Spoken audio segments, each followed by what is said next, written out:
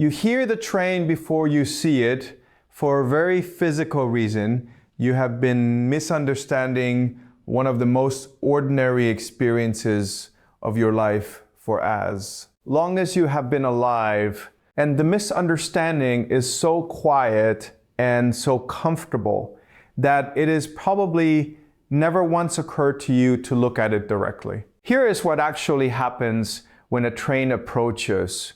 You hear it first, not because your ears are unusually sharp, and not because trains are particularly loud, and not because sound somehow behaves differently near railway tracks than it does everywhere else. You hear the train first because the information that tells your ears the train exists travels through a completely different material than the information that tells your eyes. And those two materials, the medium for sound, the medium for light, move disturbances through themselves at speeds so different from each other that the gap between them is not a small perceptual quirk. It is a ratio of almost 900,000 to 1. You are living inside that ratio every time a train approaches a platform, every time a car horn reaches you before the car does, every time thunder arrives seconds after lightning that has already finished. Most people never think to ask what the ratio means, what it's actually measuring, what it implies about the way your nervous system assembles the world. I'm not sure I had thought about it clearly either until a few months ago. And what I found when I started looking was not what I expected. I came across this whole question sideways. I was working on something completely different. A problem about how mechanical vibrations propagate through composite structures. And I made a connection that felt obvious the moment it formed, and that I am now slightly embarrassed took me this long to make. I had always thought of hearing before seeing as an acoustic curiosity, a simple consequence of the fact that light is faster than sound. A fact I had known since roughly the age of 8 and had never felt the need to examine more carefully. That framework, sound slow, light fast, therefore ears first, seemed complete. It had the satisfying snap of something that needed no further attention. It is not complete, not even close to complete. And the part it leaves out is the part I want to take you through. Because when I found it, I sat with it for a long time, and I am still not entirely sure I have resolved what it means. The specific thing I got wrong was this. I thought the question was about two things, sound and light, competing to deliver the same information. A race, essentially, with a predictable winner. What I hadn't accounted for was that when a train approaches, there are not two signals carrying information. There are three. And the third one, the one I'd never considered, arrives before either of the others, carries the least information of any of them, and maybe the one that most powerfully shapes your actual experience of the event. I'll get to what that signal is. I want to build to it properly because it doesn't make full sense unless you understand the first two layers.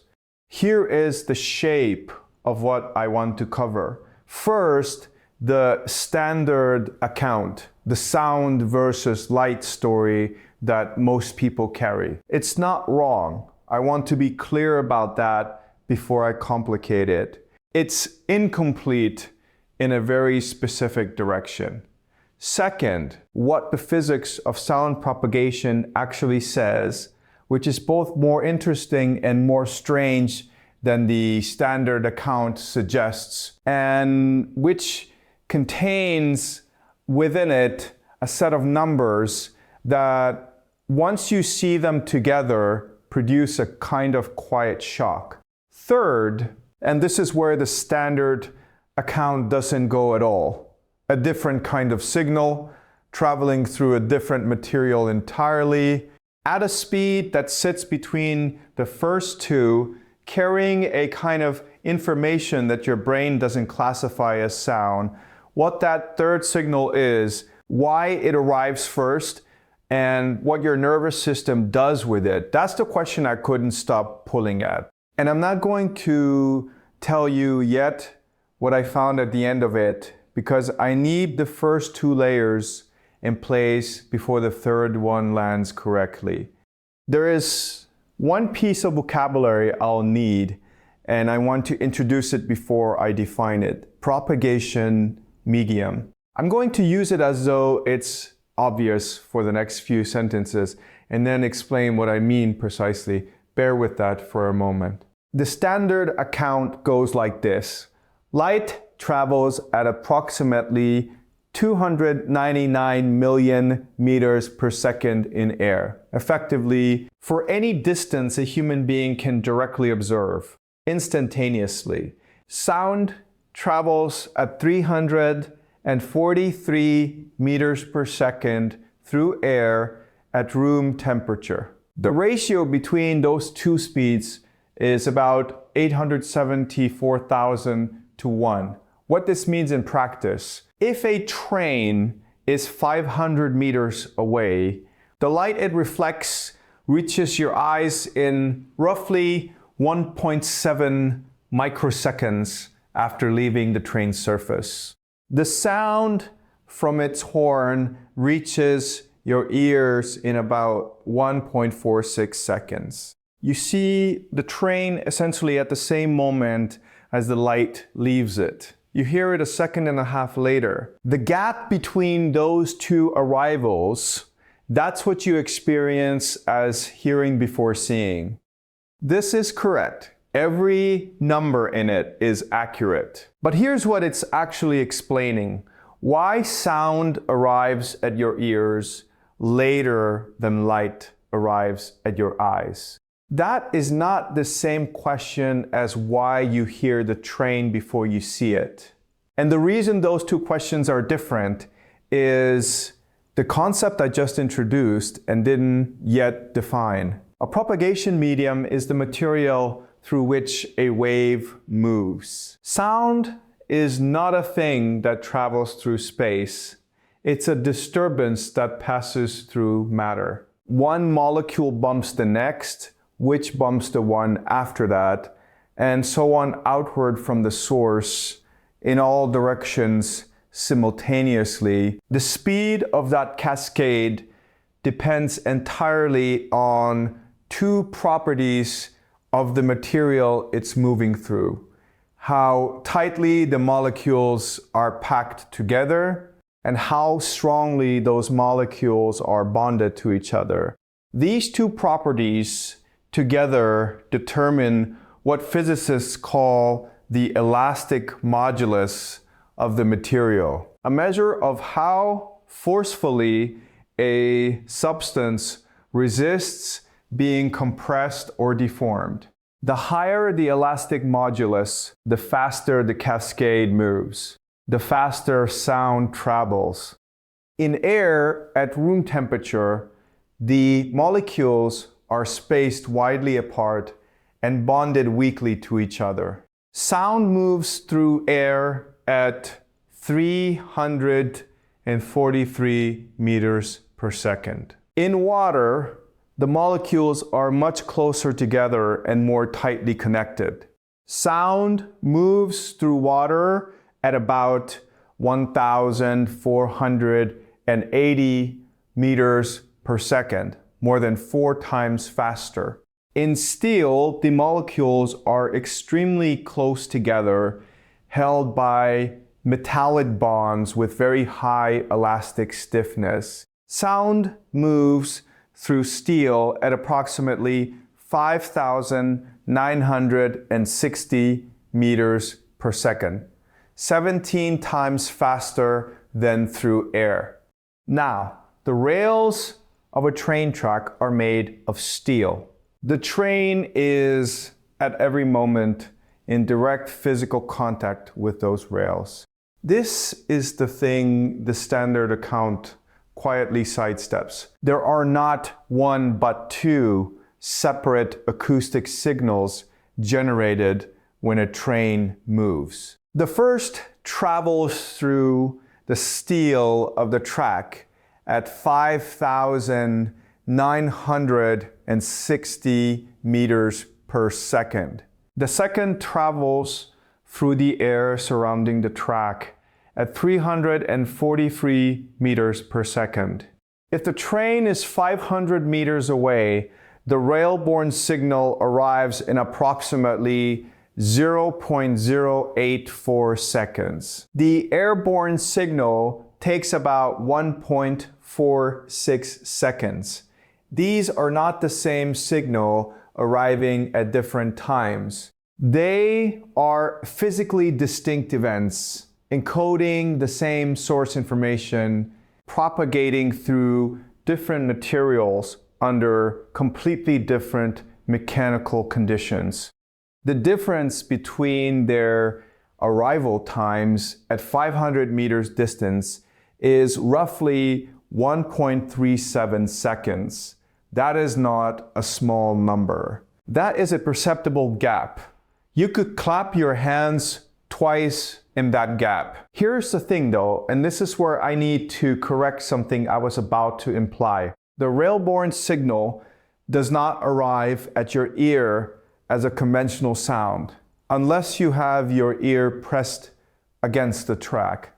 What it does instead, as it propagates through the steel rail and then dissipates into the ground and the ballast and the concrete beneath you, is generate a mechanical vibration in the solid material at your feet. That vibration travels up through the ground, into the soles of your shoes, through the bones of your feet and legs, and produces a pressure change in a frequency range, somewhere below 50 Hertz, often well below 20 Hertz, that your auditory system doesn't reliably decode as a distinct sound. It doesn't arrive at your ears as a note you can name. It arrives at your body as something more diffuse, a pressure, a resonance in the chest, a sense, before you have evidence for it, that something is approaching. Your nervous system reads it not as a message, but as a condition. Not there is a train at 500 meters, but something is happening. And this turns out to be the signal that arrives first. Not sound, not light, something that sits in the gap between those two categories that your perceptual system processes through a pathway that doesn't feel like hearing at all.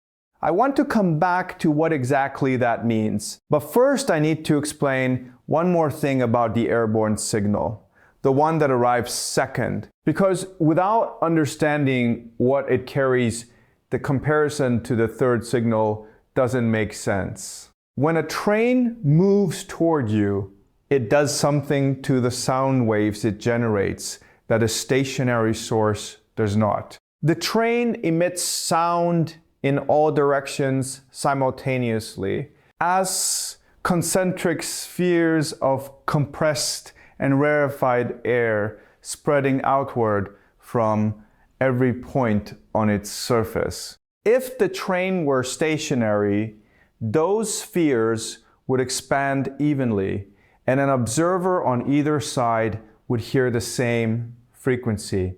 But the train is moving. It is chasing the sound waves it is sending in the forward direction, which means the compressions it's emitting in front of it pile up closer together than they would if it were standing still. Shorter distance between compressions means shorter wavelength. Shorter wavelength at the same speed means higher frequency. Higher frequency means higher pitch. This is the Doppler effect, not a curiosity. A precise, calculable relationship between the train's velocity, the speed of sound, and the pitch you perceive. The formula for what you actually hear as the train approaches is F sub obs equals F sub S multiplied by the quantity V sub W divided by the quantity V sub W minus V sub S. Where F's is the frequency the train is emitting, VW is the speed of sound in air, and Vs is the speed of the train. If the train's horn produces a 150 Hertz tone and the train is moving at 35 meters per second, about 126 kilometers per hour, you hear not 150 Hertz, but approximately 167 Hertz as it approaches. After it passes, the same calculation with a plus sign instead of a minus gives you approximately 136 Hertz. A shift of 31 Hertz across the moment of passing. That's not subtle. In musical terms, it's roughly the difference between an A and a G. You hear it unmistakably every time, and your auditory system is using that shift in real time, automatically without your awareness, to estimate the train's velocity and distance. The approaching train's horn is not just announcing itself. It's transmitting velocity data encoded in pitch, and your brain is decoding that data whether you're consciously thinking about it or not. In 1845, a Dutch meteorologist named Christoph Hendrik Diederik Bias Ballet, who was, by several accounts, a perfectly competent scientist and a genuinely mediocre trumpet player despite years of effort, designed an experiment to prove that Christian Doppler's 3-year-old mathematical prediction about frequency shifts was real. He hired 2 groups of trained musicians. He put the first group on an open railway car and had a locomotive haul them at approximately 40 miles per hour past the station. He stationed the second group on the platform with instructions to listen carefully and report the pitch they heard as the first group approached and receded. The result confirmed Doppler's formula exactly. The musicians on the platform heard the approaching car sharp and the receding car flat by precisely the amount the equations predicted.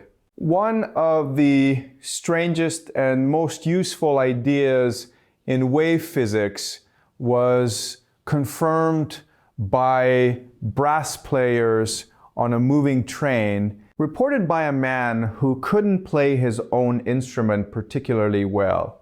What Bias Ballet had shown, though I don't think he phrased it this way, was that motion doesn't just change the volume of sound. It writes information into the sound itself. The pitch of the approaching signal carries data about the speed of the source.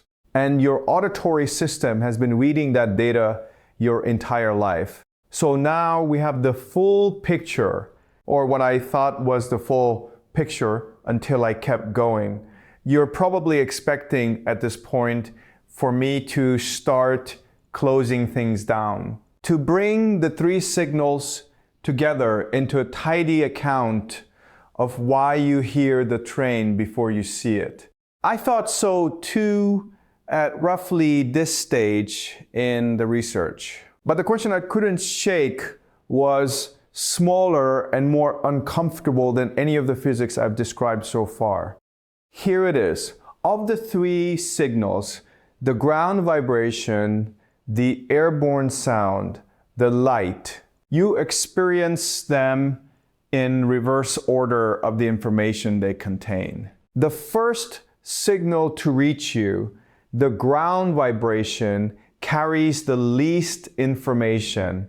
It tells you only that something is happening. Nothing about direction with any precision, nothing about distance, nothing about speed. The second signal, the airborne sound, carries a great deal. Frequency, Doppler shifted pitch, timing, apparent direction based on the difference in arrival time between your two ears, which your brain processes to within 10 microseconds to compute where the sound is coming from. The third signal, the light, arrives last and confirms what the other two have already established.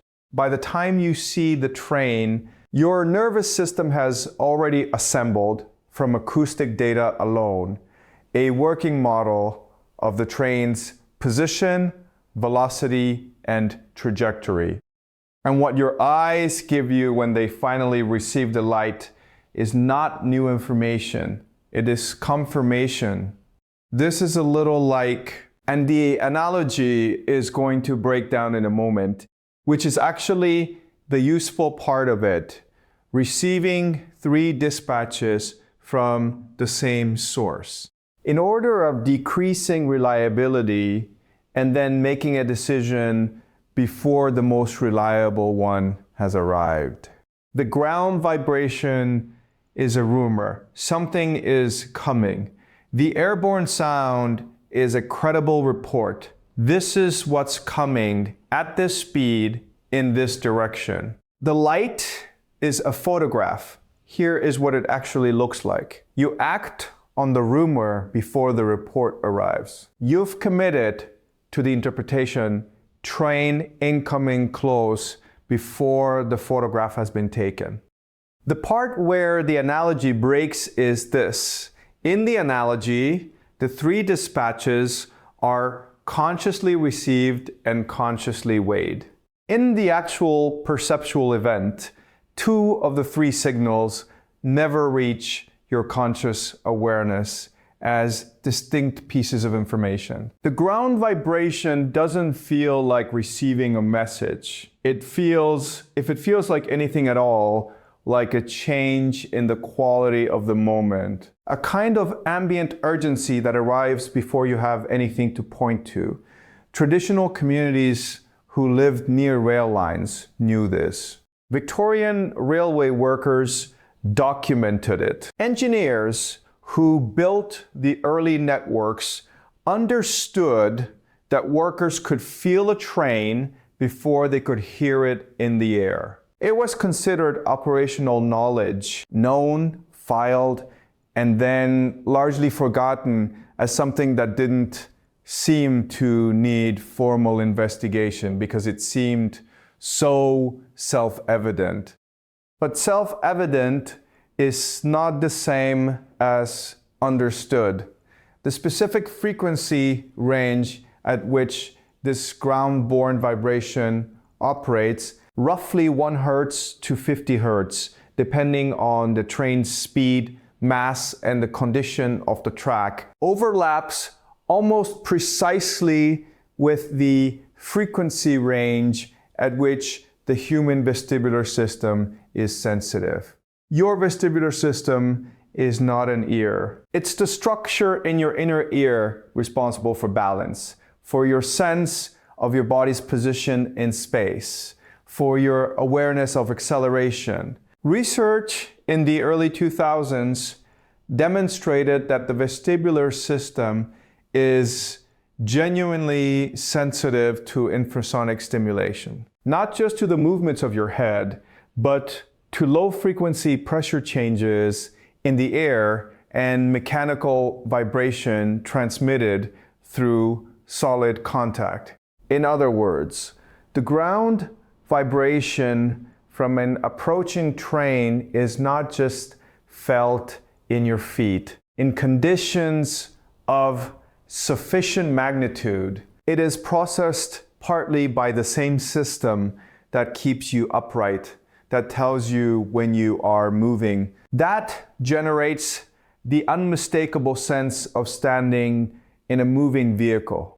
Your balance system is reading the train before your ears are, and the sensation it generates doesn't feel like hearing the train. It feels like the world has changed its texture slightly in a way that doesn't yet have a name. Now here is the part I didn't expect when I started. The question of why you hear the train before you see it has two versions, and the standard account addresses only one of them. The first version is the physics question. Why does acoustic information arrive before optical information?